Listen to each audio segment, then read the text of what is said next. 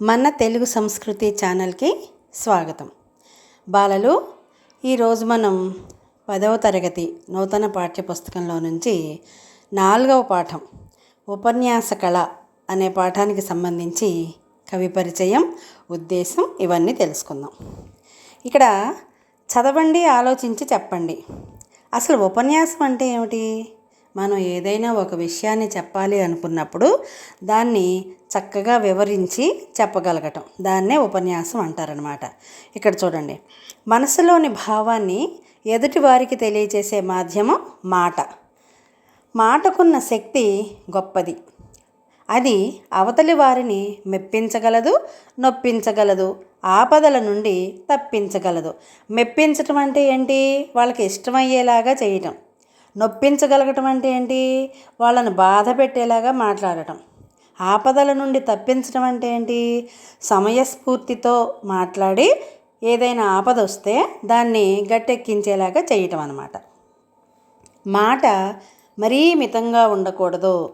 అంటే మరి కొంతమంది తక్కువగా మాట్లాడతారు. తక్కువ మాట్లాడి ఎక్కువ ఆలోచించాలి. అది కొన్ని సందర్భాల్లో సరే అండి, కానీ ప్రతి సందర్భంలో కూడా నేను మితంగానే మాట్లాడతాను అంటే కుదరదనమాట. సందర్భాన్ని బట్టి ఎక్కడ మితంగా మాట్లాడాలి, ఎక్కడ సరిపడా మాట్లాడాలి అనేది నిర్ణయించుకోవాలి. అలా అని అమితంగా కూడా ఉండకూడదు. అమితం అంటే మితం లేనితనం అన్నమాట. ఓ లోడ లోడ లోడ లోడ వాగుతారు కొంతమంది. అలా మాట్లాడకూడదు.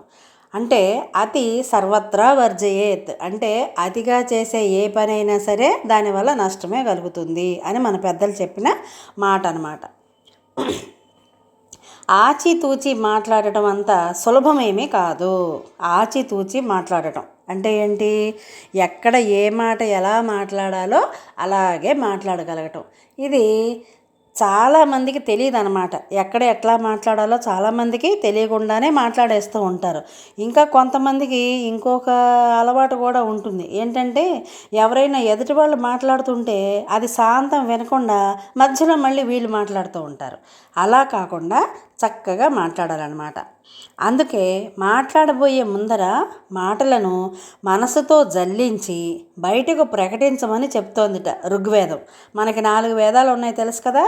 ఋగ్వేదం, సామవేదం, యజుర్వేదం, అథర్వణ వేదం. వాటిల్లో మొదటిది ఋగ్వేదం. ఏం చెప్తోందిట? మనం ఏమైతే మాట్లాడాలి అనుకుంటామో ఆ మాటల్ని మనసుతో జల్లించి బయటకు ప్రకటించమని చెప్తోంది. అంటే ఏంటి? మనం ఎంతవరకు మాట్లాడాలో ముఖ్యమైన మాటలు మాత్రమే బయటికి ప్రకటించటం. ప్రకటించడం అంటే బయటికి మాట్లాడటం, అందరికీ వినపడేలాగా చెప్పటం అన్నమాట. మధురమైన మాటతో ఎవరినైనా ఆకట్టుకోవచ్చు అంటాడు ప్రఖ్యాత కవి తులసీదాస్. తులసీదాస్ తెలుసు కదా. ఆ ప్రఖ్యాత కవి ఏమంటున్నారట? మధురమైన మాటతో ఎవరినైనా సరే ఆకట్టుకోవచ్చు. ఆకట్టుకోవటం అంటే ఏంటి? మన వైపుకి తిప్పుకుని మనం మాట్లాడేవి శ్రద్ధగా వినగలిగేలా చేయటం అన్నమాట. భౌతికమైన అలంకరణలు ముఖ్యం కాదని వాగ్భూషణమే అసలైన అలంకారం అంటాడు భర్తృహరి. సంస్కృత కవి అయినటువంటి భర్తృహరి ఏమంటాడంటే, భౌతికమైన అలంకరణలు, కొంతమంది అనుకుంటారు పైకి అందంగా ఉండి తెల్లగా బుర్రగా ఉంటే అబ్బో ఈవిడ చాలా అందగత్తి, లేకపోతే ఈ అబ్బాయి చాలా బాగున్నాడు అనుకుంటారు. కానీ మనిషికి అసలైన అలంకరణ పై అలంకరణలు కాదు, వాగ్భూషణమే అసలైన అలంకారం. వాగ్భూషణం అంటే ఏంటి? వాక్కు అనే అలంకారమే అసలైన అలంకారం అని చెప్తున్నాడు. చక్కగా మాట్లాడటం ఒక సద్గుణం. చక్కగా మాట్లాడటం అనే ఒక సద్గుణం. సద్గుణం అంటే ఏంటి? మంచి గుణము అని అర్థం. ఇది హనుమంతుడి దగ్గర పుష్కలంగా ఉందిట. అలా అని ఎవరు చెప్పారు మనకి? రాముడే స్వయంగా చెప్పాడు. చక్కగా మాట్లాడటం వల్ల స్నేహితులు పెరుగుతారు, అలాగే బంధువులు ఆనందిస్తారు, అనుబంధాలు పెరుగుతాయి, అనురాగం కూడా పెంపొందుతుంది. అంతేకాకుండా కీర్తి ప్రతిష్టలు కూడా పెరుగుతాయి. మాట్లాడటం ఒక కళ. అందరికీ మాట్లాడటం రాదు, అది కూడా ఒక కళేనమాట. మనకి కళలు అనగానే చతుషష్ఠి కళలనే 64 కళలు ఉన్నాయి. వాటిల్లో ఈ మాట్లాడటం కూడా ఒక కళ అన్నమాట. శబ్దశక్తి తెలిసిన వానికి ఈ కళ కరతలామలకం అవుతుంది. కరతలామలకం అంటే ఏమిటి? చేతిలో ఉన్నటువంటి ఆమలకం అంటే ఉసిరిపండు అని అర్థం అన్నమాట. అంటే ఇక్కడ మన చేతిలో ఉన్న ఉసిరిపండు తినటానికి మనకి చాలా సులభంగా ఉంటుంది. చెట్టుకున్న దాన్ని అయితే కోసుకుని తినాలంటే కష్టం, కానీ మన అరచేతిలో ఉన్నది తినటానికి తేలిక కదా, అదనమాట. మాటకారి అందరికీ ఆప్తుడవుతాడు. అందరికీ మాటకారి అంటే ఏంటి? మాటలు చక్కగా మాట్లాడే వాళ్ళని మాటకారి అంటారు. అలాంటి వాళ్ళని అందరూ ఇష్టపడతారు కదా. ఇక్కడ ఈ చిత్రంలో చూడండి, అమ్మాయి చక్కగా అందరినీ కూర్చోబెట్టుకుని మాట్లాడుతోంది. దాన్నే ఉపన్యాసం అంటారు. ఇప్పుడు దీనికి ప్రశ్నలు ఇచ్చాడు చూడండి. మాట మహిమ ఎటువంటిది? ఆచితూచి మాట్లాడటం అంటే ఏమిటి? చక్కగా మాట్లాడటం వల్ల కలిగే లాభాలు ఏమిటి? వీటికి మీరు చక్కగా సమాధానాలు చెప్తారు కదా. ఇప్పుడు ఈ పాఠం యొక్క ఉద్దేశం తెలుసుకుందాం. విద్యార్థి వ్యక్తిత్వ నిర్మాణంలో మాట చాలా ముఖ్యమైనది. ఉపన్యాసం అందులో ఒక భాగం. అసలు ఉపన్యాసం అంటే ఏంటో తెలుసా? మనం చెప్పాలనుకున్న విషయాన్ని చక్కగా 3 విభాగాల ద్వారా చెప్పటం. అందులో మొదటిది ఉపోద్ఘాతం, రెండోది వివరణ, మూడవది ముగింపు. ఈ 3 భాగాలతో కూడినటువంటి వ్యాసాన్నే ఉపన్యాసం అని అంటారనమాట. అది సంభాషణ రూపంలో మాట్లాడచ్చు, లేదంటే వ్యాసం రూపంలో రాయొచ్చు అనమాట. తర్వాత సభా కంపం నుండి బయటపడి మాట తీరు మెరుగుపరుచుకోవటం చాలా అవసరం. సభా కంపం అంటే ఏమిటి? సభలో అంటే స్టేజీ మీద, వేదిక మీద నుంచి మాట్లాడటానికి చాలామందికి భయం అన్నమాట. కింద కూర్చుని లేకపోతే బల్లల మీద కూర్చుని కుర్చీల్లో కూర్చుని చాలా మాటలు మాట్లాడేవాళ్ళు చాలామంది వేదికనెక్కి మాట్లాడమనేసరికి అమ్మో నాకు భయం అని చెప్పి పైకి లేవరనమాట. ఇక్కడ సభాకంపం అంటే అది అర్థం. సభాకంపం నుండి బయటపడాలి అంటే ఆ భయాన్ని విడనాడి మాట తీరుని చక్కగా మెరుగుపరుచుకోవటం, అంటే బాగు చేసుకోవటం, ఎక్కువగా చక్కగా మాట్లాడటం అనేది చాలా అవసరం అన్నమాట. విద్యార్థులలో ఈ సంభాషణ నైపుణ్యం పెంచడం ద్వారా నలుగురిలో చక్కగా మాట్లాడగలిగేలా చేయటమే ఈ పాఠం యొక్క ఉద్దేశం అన్నమాట. తర్వాత రచయిత్రి పరిచయం. రచయిత్రి ఎవరు? వాసిరెడ్డి సీతాదేవి గారు. ఈవిడ గుంటూరు జిల్లా చేబ్రోలు అనే గ్రామంలో జన్మించారు. చేబ్రోలు అనే గ్రామానికి ఒక ప్రత్యేకత ఉంది. అదేమిటో తెలుసా మీకు?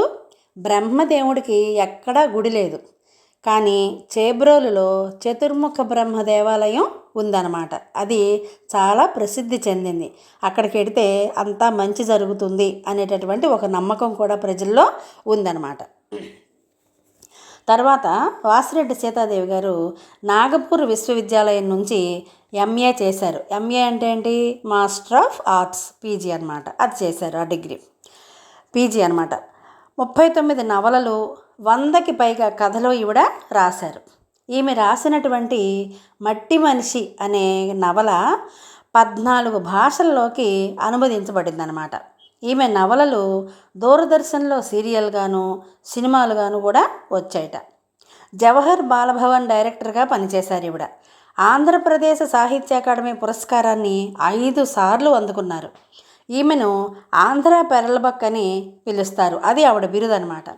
ప్రస్తుత పాఠ్యభాగం సీతాదేవి గారి సాహిత్య సామాజిక వ్యాస సంపుటి నుండి గ్రహించబడినది. అలాగే ఇది ప్రక్రియ, అంటే వ్యాస ప్రక్రియ. మనం ప్రక్రియ గురించి చెప్పుకున్నప్పుడు చాలాసార్లు చెప్పుకున్నాం, తెలుగులో ఉన్నటువంటి ప్రక్రియల గురించి. వాటిల్లోనే మనం ఒక వీడియో కూడా పెట్టుకున్నాం, తెలుగు సాహిత్య ప్రక్రియలు అని. దాంట్లో కూడా చూడండి. ఇది వ్యాస ప్రక్రియ అన్నమాట. ఏదైనా ఒక విషయాన్ని తీసుకుని దాని పూర్వాపరాలను చర్చిస్తూ విశ్లేషణాత్మకంగా విస్తరించి రాయడమే వ్యాసం. దీనిలో ఇందాక మనం చెప్పుకున్నాం కదా, ఉపోద్ఘాతం, విషయ విస్తరణ లేదా వివరణ, ముగింపు వంటివి ప్రధాన అంగాలు, అంటే ముఖ్యమైనటువంటి భాగాలుగా ఉంటాయన్నమాట.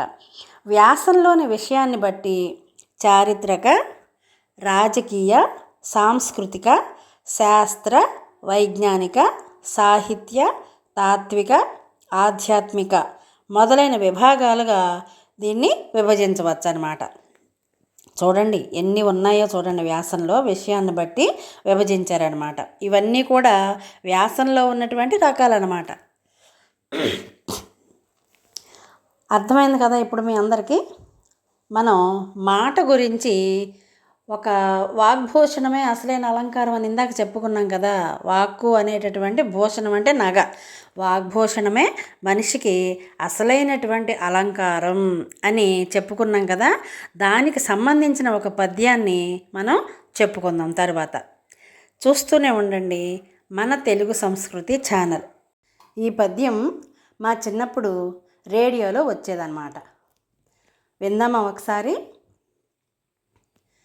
కేయూరాణి భూషయంతి పురుషం హారాన చంద్రోజ్వలా న స్నానం న విలేపనం న కుసుమం నాలంకృతా మూర్ధజా వాణ్యేకా సమలంకరోతి పురుషం యా సంస్కృతా ధార్యతే క్షీయంతే ఖలు భూషణాని సతతం వాగ్భూషణం భూషణం.